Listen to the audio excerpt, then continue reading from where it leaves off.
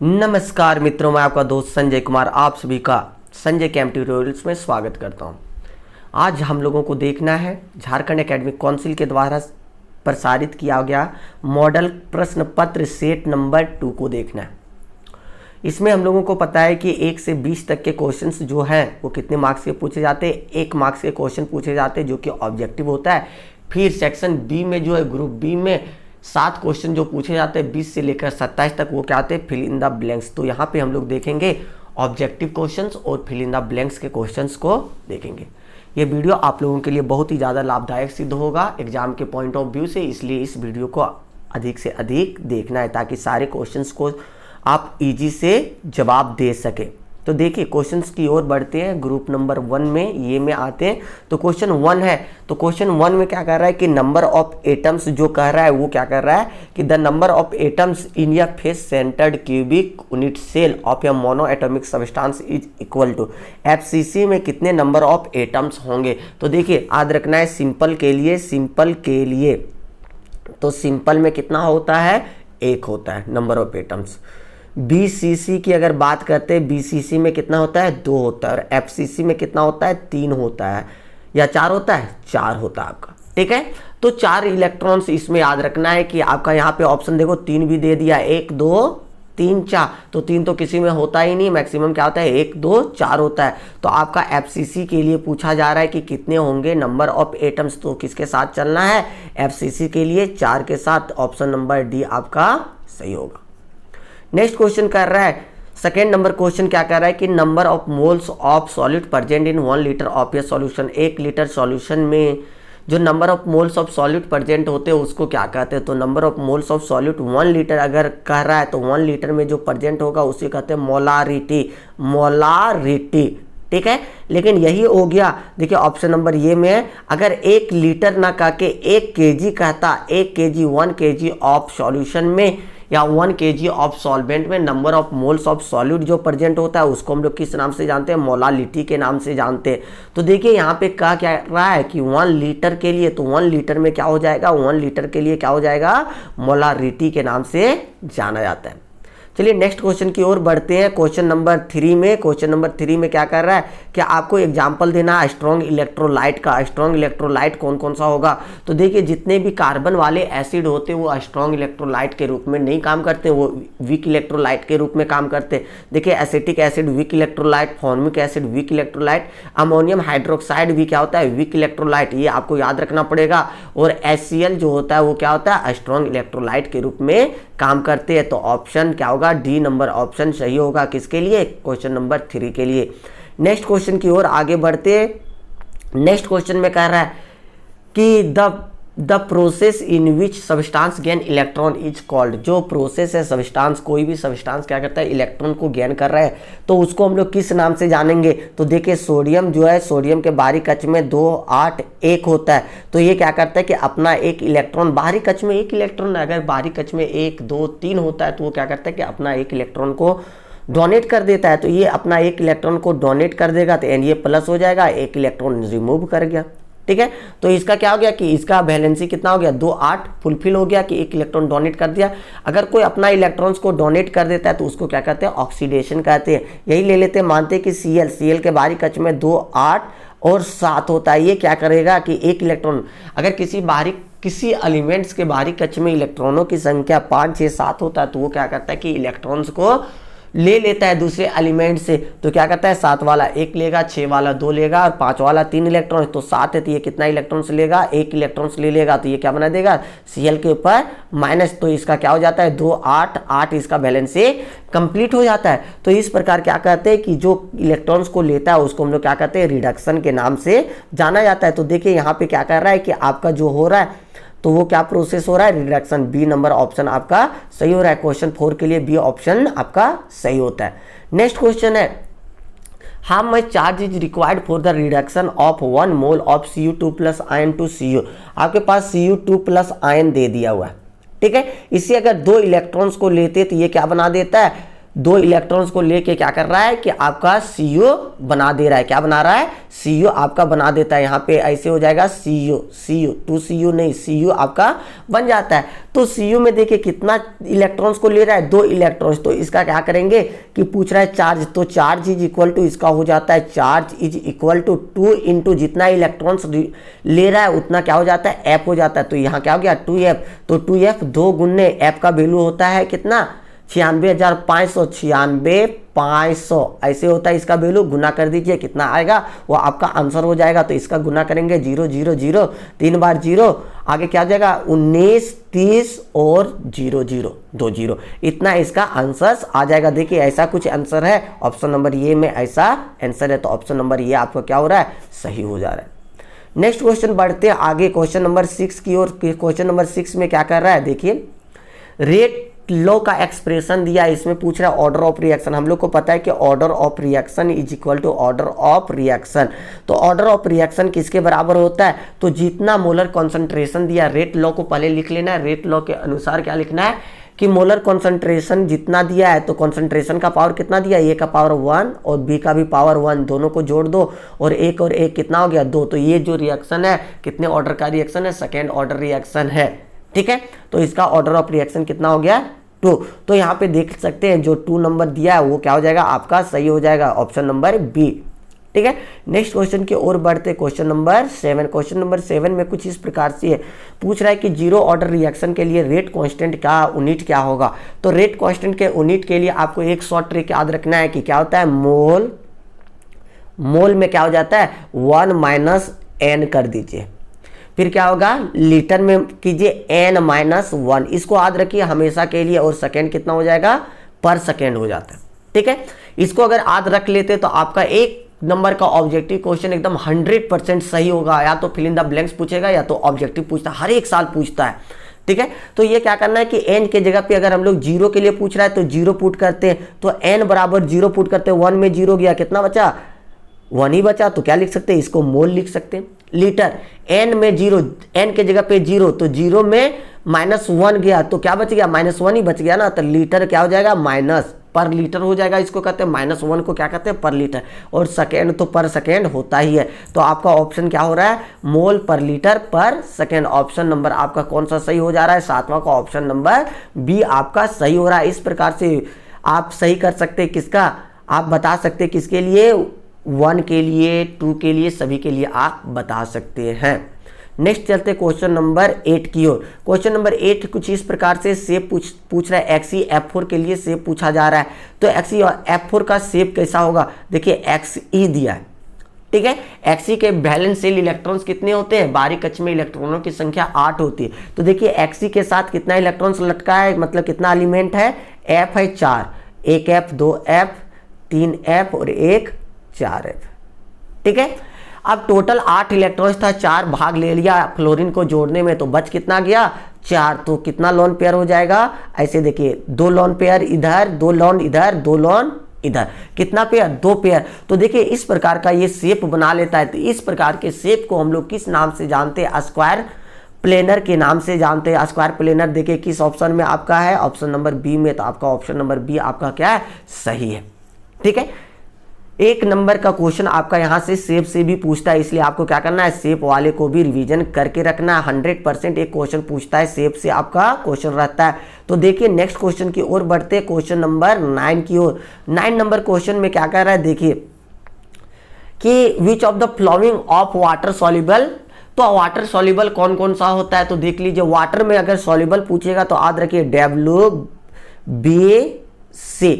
तो B और C जो होता है, विटामिन B और विटामिन C जो होता है वो W में सॉल्युबल होता है, वाटर सॉल्युबल होता है। उसके अलावा जितना भी रहेगा वो किससे सॉल्युबल होगा, फैट सॉल्युबल हो जाएगा। तो याद रखिए WBC वाटर सॉल्युबल है। तो यहाँ पे देखिए WBC में कौन सा है, B या C। तो यहाँ पे देखिए क्या है, C है। तो ये C क्या हो जाएगा, वाटर सॉल्युबल आपका विटामिन है।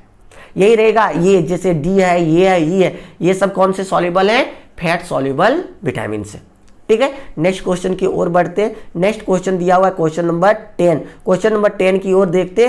क्वेश्चन नंबर 10 में क्या कर रहा है कि आपके पास क्लोरोबेंजीन है। अगर क्लोरोबेंजीन है, देख लीजिए क्लोरोबेंजीन है। इसको जब NaOH के साथ रिएक्शन कराते हैं, NaOH के साथ 623 केल्विन और 300 ATM के साथ, तब क्या करता है, सोडियम फिनॉक्साइड बना देता है।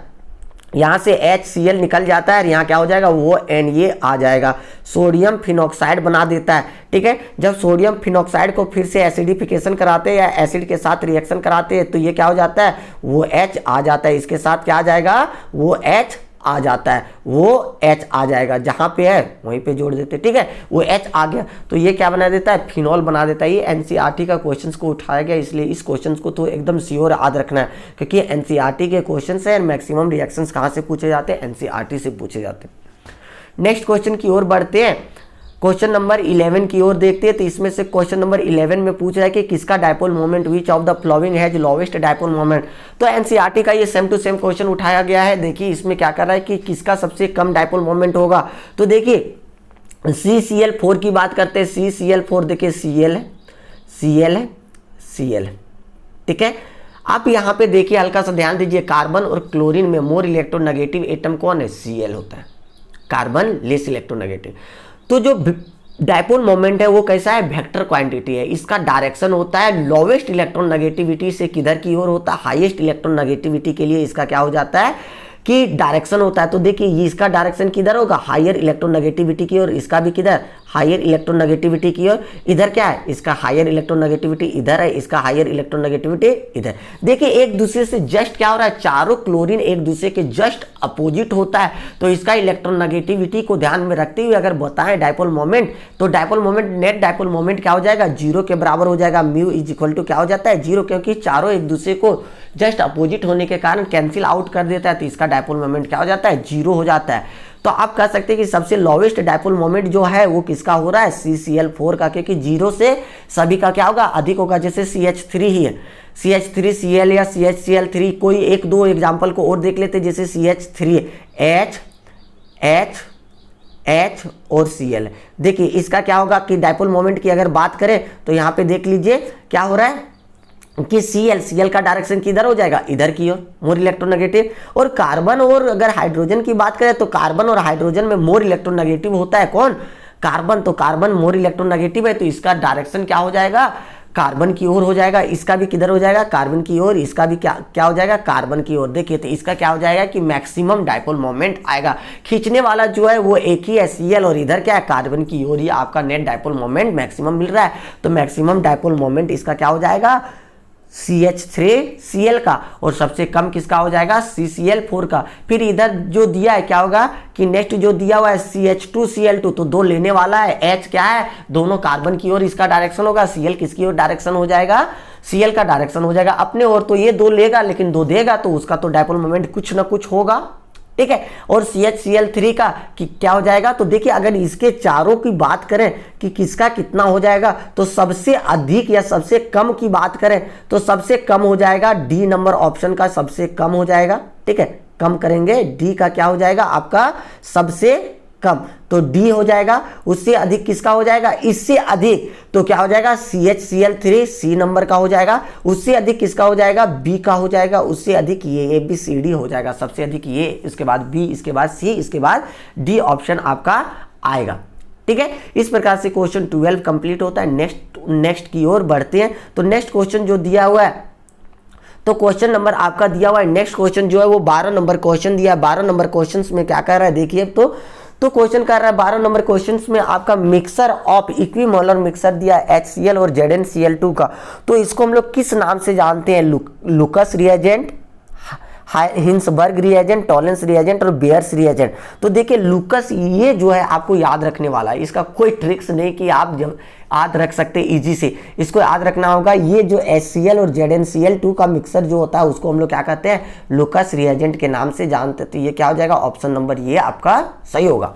बट आपको और भी देखना है ये तीनों रिएजेंट के बारे में। तो चलिए बता देते क्या है कि अगर मान लिया जाए कि आपसे पूछ ही देगा कि हिंसबर्ग रिएजेंट किसे कहते थे। हिंसबर्ग रिएजेंट जो होता है वो क्या होता है, ऐसे बेंजीन रिंग रहेगा C6H5, इसमें लग जाएगा SO2 के साथ Cl, ये क्या हो गया, हिंसबर्ग रिएजेंट हो जाता है। ठीक है। आगे सी जो कर रहा है कि टॉलेंस रिएजेंट, टॉलेंस रिएजेंट जो है वो क्या कर रहा है, टॉलेंस रिएजेंट देखते हैं। टॉलेंस रिएजेंट आपका दो प्रकार का हो सकता है। ये टॉलेंस रिएजेंट AgNO3 भी दे देता है, कहीं कहीं पे AgNO3 भी टॉलेंस रिएजेंट के रूप में काम करता है। अगर ये ना दे तो और कर लेते AgNH3 का होल ट्वाइस, NH3 का होल ट्वाइस और इसके साथ OH, ये भी क्या हो जाता है आपका टॉलेंस रिएजेंट के रूप में काम करता है। फिर एक और रिएजेंट है जो कि क्या है आपका बेयर्स रिएजेंट। बेयर्स रिएजेंट क्या होता है देख लीजिए। बेयर्स रिएजेंट सिर्फ अल्कलाइन बेसिक रहता है। अल्कलाइन कैसा रहेगा, अल्कलाइन में उसको क्या कहेंगे KMnO4, अल्कलाइन KMnO4 पोटासियम पर मैग्नेट, जो अल्कलाइन पोटासियम पर मैग्नेट वो क्या हो जाता है कि आपका बेयर्स रिएजेंट हो जाता है। तो ये चारों रिएजेंट को याद रखना है, कहीं भी कुछ भी पूछ सकता है। टॉलेंस पूछ देता है, लुकास पूछ देता है या बेयर्स पूछ देगा, ये चारों में से कुछ भी पूछ देता है। ठीक है, तो नेक्स्ट क्वेश्चन की ओर बढ़ते, क्वेश्चन नंबर 13 की ओर। क्वेश्चन नंबर 13 में देखिए क्या कर रहा है, तो which of the following is list soluble, तो लिस्ट सॉल्युबल कौन सा हो जाएगा। तो देखिए सबसे अधिक जो नॉर्मल चेन होता है ना वो क्या होता है कि लिस्ट सॉल्युबल आपका हो जाता है। तो देखिए नॉर्मल चेन जो है, नॉर्मल में कौन है, ऑप्शन नंबर ये क्या है, नॉर्मल चेन है अल्कोहल का, तो ये क्या हो जाएगा सबसे लिस्ट सॉल्युबल हो जाता है। अगर इसकी बात करें हम लोग तो क्या होता है कि देखिए सबसे अधिक सॉल्युबल अगर कहेंगे तो क्या करता है कि इसको जब तोड़ के निकालेंगे ना तो वाटर के साथ, तो ये क्या करेगा कार्बोकैटायन बना देगा। अगर सॉल्युबिलिटी की बात करें तो 1 सबसे कम 1 डिग्री जो होता है कार्बोकैटायन सबसे कम, उसके अधिक क्या हो जाता है 2 डिग्री हो जाता है, उससे अधिक 3 डिग्री हो जाता है। तो 1 to 3 डिग्री सबसे अधिक सॉल्युबल हो जाएगा, सबसे कम 1 डिग्री, सबसे अधिक 3 डिग्री। क्यों 3 डिग्री, क्या मतलब कार्बोकैटायन, 3 डिग्री अल्कोहल निकालना है, क्योंकि अल्कोहल को तोड़ के निकालेंगे तो वो क्या हो रहा है कार्बोकैटायन बन जा रहा है। तो देखिए यहाँ पे अगर हम लोग देखेंगे तो ये भी 1 डिग्री कार्बोकैटायन बनाएगा, ये भी, और आपका ये भी क्या करेगा 1 डिग्री कार्बोकैटायन बनाएगा। लेकिन यहाँ क्या होगा कि हाइड्रोजन का शिफ्टिंग हो जाएगा, जिसके कारण क्या होगा कि ये लिस्ट सॉल्युबल ना होकर क्या होगा सबसे लिस्ट सॉल्युबल ये हो जाएगा। तो चलिए आगे बढ़ते क्वेश्चन नंबर 13 से 14 की, और 13 का ये ऑप्शन आपका सही हो रहा है। तो नेक्स्ट बढ़ेंगे ऑप्शन नंबर 14 की ओर। क्वेश्चन नंबर 14 में देखिए क्या कर रहा है, तो 14 नंबर क्वेश्चन में कह रहा है कि which of the following is a primary alcohol. बहुत ही इजी बात है कि कौन सा प्राइमरी अल्कोहल है। तो प्राइमरी अल्कोहल किसे कहेंगे कि वैसा अल्कोहल जिससे क्या कर रहा है कि कार्बन जुड़ा हुआ है, जैसे क्या है कि अल्कोहल वो H ग्रुप जुड़ा है, उस कार्बन से कितना और कार्बन डायरेक्टली जुड़ा है। तो देखिए यहाँ एक कार्बन जो जुड़ा है वो क्या कर रहा है डायरेक्टली जुड़ा है, ये एक और जुड़ा है बट वो डायरेक्टली नहीं जुड़ा, उससे जुड़ा है, एक दूसरे से जुड़ा है। तो ये क्या है एक डिग्री हो जाएगा। क्यों, क्योंकि ये कार्बन से जो है इस कार्बन से क्या है डायरेक्टली एक कार्बन जुड़ा है, उसको क्या कहेंगे 1 डिग्री। वो H वाले कार्बन को देखना है सिर्फ। ठीक है, अगर यहाँ पे देखते हैं इस कार्बन से, तो इस कार्बन से देखिए एक इधर कार्बन भी हो जा रहा है, एक इधर भी कार्बन, कितना जुड़ रहा है दो कार्बन और जुड़ जा रहा है, तो ये क्या हो गया 2 डिग्री। यहाँ पे भी देखते हैं इस कार्बन की बात करते हैं, एक इधर जुड़ा है, एक इधर वाला कार्बन यहाँ वाला भी जुड़ा है, तो ये कितना हो जाएगा 2 डिग्री। यहाँ पर भी वही 2 डिग्री। तो क्या कर रहा है कि which of the following is primary alcohol, कौन सा हो रहा है प्राइमरी अल्कोहल, तो आपका ऑप्शन नंबर क्या हो जा रहा है, ये नंबर ऑप्शन आपका सही है। नेक्स्ट वन क्वेश्चन की ओर बढ़ते, क्वेश्चन नंबर 15 नंबर क्वेश्चन देखते क्या कह रहा है। 15 नंबर क्वेश्चन आपका कुछ इस प्रकार से है कि product of the reaction, reaction का प्रोडक्ट क्या होगा। आपका कुछ रिएक्शन दिया इसमें देखिए, तो कह रहा है कि जैसे दिया है मिथाइल प्रोपाइल ईथर है, ईथर का जब HI के साथ रिएक्शन कराते हैं हम लोग, जो ईथर को हम लोग HI के साथ रिएक्शन कराएंगे तो ये टूट जाता है 2 भागों में, एक के साथ H आ जाता है, एक के साथ I आ जाता है। यहाँ HI रिएजेंट जो है वो H और I में टूट जाता है। देखिए इसका प्लस पार्ट और माइनस पार्ट, ये प्लस पार्ट यहाँ इसका कोलिजन टूटेगा तो ये प्लस पार्ट और इसका क्या हो जाएगा माइनस पार्ट। यहाँ पे देखिए हाइड्रोजन प्लस पार्ट और ये क्या हो गया माइनस पार्ट। ठीक है, हाइड्रोजन प्लस पार्ट और एक क्या हो गया माइनस पार्ट। तो हम लोग कहते हैं डबल डिस्प्लेसमेंट रिएक्शन, द्विविस्थापन अभिक्रिया। तो वो माइनस है तो वो के साथ प्लस वाला आ जाएगा तो वो H हो जाएगा। कितने कार्बन के साथ, 3 कार्बन के साथ वो H। तो ये हो गया आपका, देखिए 3 कार्बन के साथ वो H, और एक के साथ क्या कर रहा है, एक कार्बन के साथ क्या आएगा I, तो एक कार्बन के साथ I। तो ये ऑप्शन नंबर आपका, ये आपका क्या हो जा रहा है सही हो जा रहा है। नेक्स्ट क्वेश्चन की ओर आगे बढ़ते, क्वेश्चन नंबर 15 से 16 की ओर आगे बढ़ेंगे। क्वेश्चन नंबर 16 कह रहा है, देखिए आपका बहुत ही इजी क्वेश्चन है, 16 नंबर क्वेश्चन में है क्या कह रहा है कि अगर एसिड क्लोराइड टाइप में दिया है, बेंजाइल क्लोराइड इसको कहते हैं। तो एसिड क्लोराइड में दिया है कि H2 के साथ रिएक्शन कराते हैं, तो H2 है, H दिया है, ठीक है। तो H2 के साथ अब रिएक्शन करते हैं, PDBaSO4 के साथ रिएक्शन कैटलिस्ट दिया है। तो H2 के साथ जब रिएक्शन कराएंगे तो ये HCl क्या होता है, एक दूसरे से रिमूव हो जाता है, तो बच क्या जाएगा CO, और यहाँ पे क्या हो जाएगा H। तो ऐसे कुछ बच गया COH, जैसे देखिए CO और यहाँ पे क्या बच गया H। तो इस प्रकार का कोई फंक्शनल ग्रुप है तो देखिए आपका एल्डिहाइड है। तो एल्डिहाइड वाला बेंजल्डिहाइड आपका ऑप्शन क्या हो जाएगा, सही हो जाएगा। तो 16 का कौन सा सही है, बी नंबर ऑप्शन आपका सही हो जा रहा है, ठीक है। चलिए नेक्स्ट क्वेश्चन की ओर बढ़ते हैं। तो ये क्वेश्चन कंप्लीट हुआ। क्वेश्चन नंबर 17 की ओर आगे बढ़ेंगे हम लोग। 17 नंबर क्वेश्चन में देखिए क्या कर रहा है आपका हाईएस्ट बॉइलिंग पॉइंट। 17 में क्या कर रहा है कि सबसे हाईएस्ट बॉइलिंग पॉइंट किसका होगा। तो देखिए अगर आपसे पूछा जाए एल्डिहाइड वाले में कार्बोनाइल कंपाउंड सिंपल सा ईथर है, ठीक है। उसके साथ ही साथ क्या है आप देख लीजिए, तो ये तीनों चारों में से आपका क्या दे रहा है कि एल्डिहाइड है आपके पास, और क्या है देखिए यहाँ पे अच्छा से क्वेश्चन को देख लीजिए, आपका क्या कर रहा है कि एल्डिहाइड है, अल्कोहल है, ईथर है, और क्या कर रहा है कि ये डायरेक्ट अल्केन। तो ये चारों में से आपको याद रखना है कि अल्कोहल जो होता है कॉम्परेबल, इसका बॉइलिंग पॉइंट जो होता है वो सबसे हाईएस्ट बॉइलिंग पॉइंट इसका होता है। ये जितने भी कार्बोनाइल कंपाउंड्स इस सब होते हैं वो सब में सबसे हाईएस्ट बॉइलिंग कितना होता है, अधिक होता है अल्कोहल का। तो आपको किसके साथ चलना है, बी नंबर ऑप्शन आपका सही होगा। एक चीज़ें और पूछा जाता है, क्या पूछा जाता है कि अगर सेम कंपाउंड दिया है, सेम टाइप्स के मॉलिक्यूलर फार्मूला सेम है, तो उसमें पूछता है कि इसका बॉइलिंग पॉइंट इंक्रीज करेगा या डिक्रीज। तो याद रखना है कि जैसे जैसे इसका ब्रांच इंक्रीज करता है तो बॉइलिंग पॉइंट इसका क्या होता है, डिक्रीज करता है। क्योंकि इसका बॉइलिंग पॉइंट डिक्रीज इसलिए करता है क्योंकि इसके साथ सरफेस एरिया भी डिक्रीज होने लगता है, इसलिए इसका बॉइलिंग पॉइंट डिक्रीज करता है। नेक्स्ट क्वेश्चन की ओर बढ़ते, क्वेश्चन नंबर 18 की ओर बढ़ते हैं। तो 18 में क्या दिया हुआ है देखिए, तो 18 क्वेश्चन है आपके पास। 18वां नंबर क्वेश्चन कुछ इस प्रकार से है। तो ये दिया हुआ है, इसमें क्या कर रहा है आपका कि वो है, और यहाँ पे किसके साथ रिएक्शन कराना है, वो H NH2, ऐसे कुछ लिख सकते हैं, NH2 वो H ऐसे लिखते हैं, ठीक है। तो यहाँ पे देखिए ये क्या करेगा, यहाँ से H2O सिर्फ निकाल देगा। क्या निकाल देगा, H2O। तो बच क्या गया, NOH। तो बन क्या गया, ऐसे करके बच गया। देखिए तो यहाँ पे क्या है, N डबल बॉन्ड है, डबल बॉन्ड रहने देते हैं। यहाँ क्या बच गया, OH। H2O को निकाल दो, रिमूवल करा दो, उसके बाद जो बच जाता है वही ऑप्शन आपका सही हो जाता है। 18 का कौन सा ऑप्शन आपका सही हो जा रहा है, 18 का ऑप्शन नंबर सही सी हो जा रहा है, ठीक है। नेक्स्ट क्वेश्चन की ओर आगे बढ़ेंगे। नेक्स्ट क्वेश्चन में देखिए आपका क्या ऑप्शन है, 19 नंबर क्वेश्चन है। 19 नंबर बहुत ही इंपॉर्टेंट क्वेश्चन है।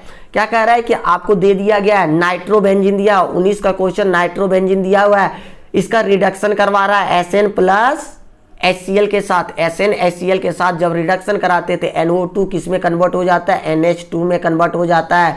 NO2 किसके साथ कन्वर्ट हो जाएगा, NH2 के साथ कन्वर्ट हो जाएगा। तो बेंजीन में क्या आ जाएगा, NH2 आ जाएगा। तो बेंजीन में देखिए कहीं पे NH2 है, बिल्कुल है, NH2 ऑप्शन नंबर ये में है, एनिलीन। तो वो आपका प्रोडक्ट बन जाएगा। ये रिडक्शन का कैटलिस्ट है। कैटलिस्ट को याद रखना पड़ेगा कि कौन सा कैटलिस्ट कैसा है, रिडक्शन का है कि ऑक्सीडेशन का, ठीक है। नेक्स्ट क्वेश्चन की ओर बढ़ते हैं। क्वेश्चन नंबर 20 है जो ऑब्जेक्टिव का सबसे लास्ट क्वेश्चन है। 20 नंबर क्वेश्चन में क्या कर रहा है कि पूछ रहा है कि टर्सरी एमीन, टर्सरी एमीन कौन सा है। तो सिंपल सा कह रहा है कि नाइट्रोजन के 3 साइड आपका अल्काइल ग्रुप जुड़ा होना चाहिए, R R R, यही क्या है, टर्सरी एमीन कहलाता है। 3 डिग्री यही होता है, ठीक है। तो देखिए किसमें तीनों साइड जुड़ा हुआ है। तो देखिए आप ऑप्शन नंबर ये को देखिए, एक जुड़ा है, यहाँ पे देखिए ये भी एक ही जुड़ा है, यहाँ पर एक जुड़ा है, यहाँ पे देखिए 2 जुड़ा है। C2H5 कितने बार जुड़ा है, 2 बार। तो 2 साइड से जुड़ा है। यहाँ पे देखिए कितने साइड जुड़ा है, 3 साइड। तो आपका क्या होगा, कौन सा टर्सरी एमीन होगा, ऑप्शन नंबर डी आपका सही होगा, टर्सरी एमीन के रूप में सही हो जाएगा। नेक्स्ट चलते हैं fill in the blanks questions को। तो क्या कहता है फिल इन द ब्लैंक्स में देखिए ध्यानपूर्वक कि the phenomenon of zig zag motion of colloidal particles is known as. Colloidal particles का जो जिग जैग मोशन होता है उसको किस नाम से जानते हैं। तो बहुत ही इसका इंपॉर्टेंट पॉइंट होता है ब्रोमियन, BROWNIAN,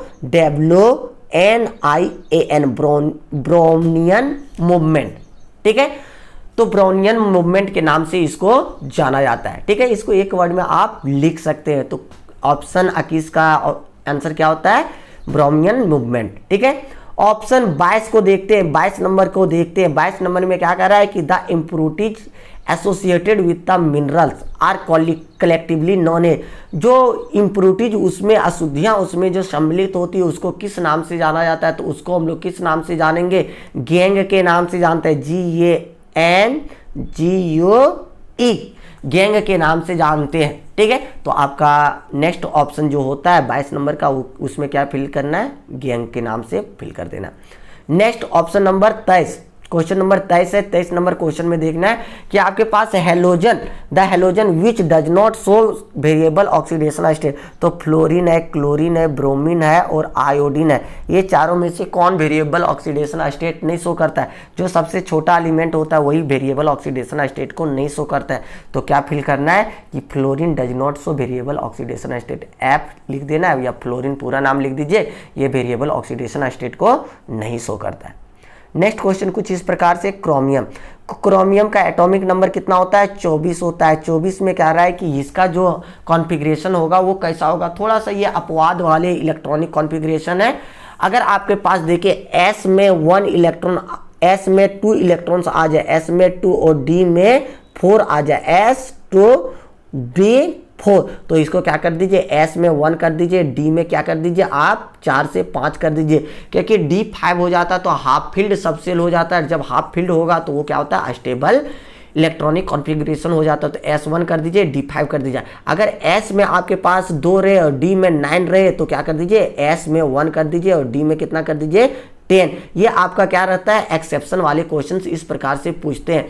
तो ये दोनों में से सिर्फ यही याद रखना है। तो यहाँ पे देखिए क्या है? क्रोमियम है। क्रोमियम का क्या हो जाता है? इलेक्ट्रॉनिक कॉन्फ़िगरेशन 24 का 1s 2s 2p 6 3s 3p 6 4s 3d कितना हो गया? 20 हो गया, 3d 4। ऐसे S में 2 और D में 4 आ गया। तो यहाँ पे क्या करना आपको? S में 1 कर दीजिए और D में 5, क्योंकि ये हाफ फील्ड इलेक्ट्रॉनिक कॉन्फ़िगरेशन बना देता है।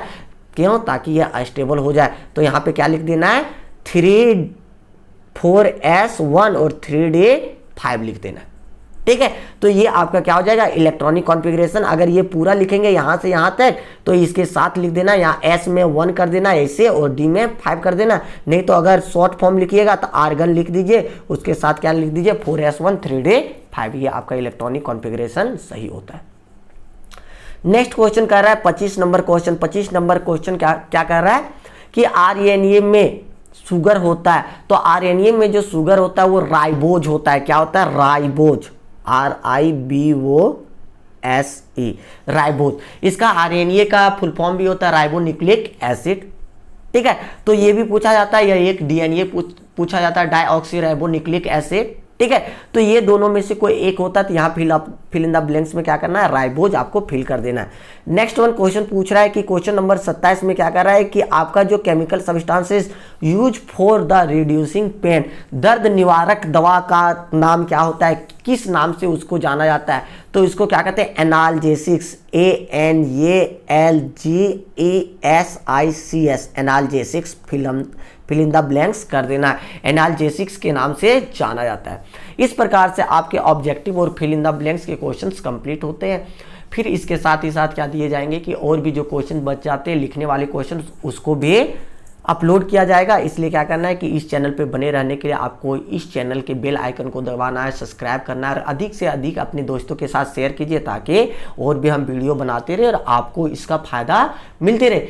इस चैनल पे आपको मैक्सिमम और भी चीज़ें और भी अच्छी चीज़ें प्राप्त होगी। जैसे क्या है कि आपको कन्वर्शन बनाने के लिए शॉर्ट ट्रिक्स बताए जाएंगे, फ्लो चार्ट बताए जाएंगे, कैसे आप इसको कुछ भी चीज़ों को मेमोराइज कर सकते हैं केमिस्ट्री में, वो सारी चीज़ें ईजी से बताया जाएगा। इसलिए आपको क्या करना है? इस चैनल को शेयर करना है, सब्सक्राइब करना है और बेल आइकन को भी दबा देना है। चलिए, थैंक्स फॉर वॉचिंग, फिर मिलते हैं।